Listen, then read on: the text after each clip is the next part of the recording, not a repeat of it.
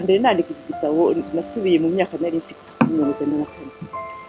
ni ukuvuga ngo I was young mfite imyaka 22 ndi urubyiruko urumva icyo gihe urubyiruko rwari rufite dreams nyinshi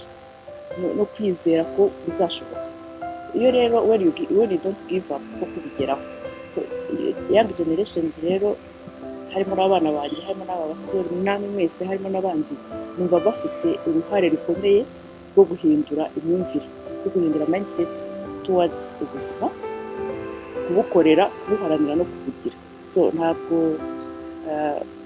n'abakuru bibonamo ariko abana n'urubyiruko numva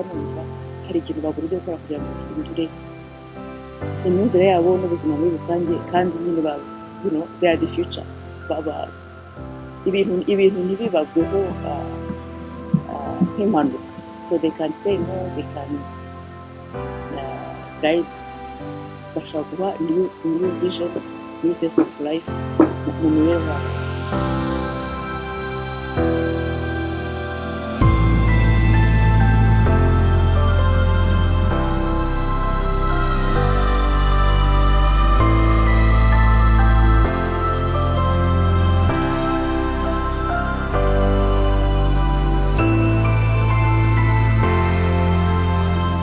urugero ndavuga ngo abantu muri 63 bishwe muri za Nyaruguru n'ahandi n'Ikibungo ntabwo babonye amahirwe yo kwandika ngo tubimenye wenda iyo tubimenya abantu ntabwo bari kwizera cyane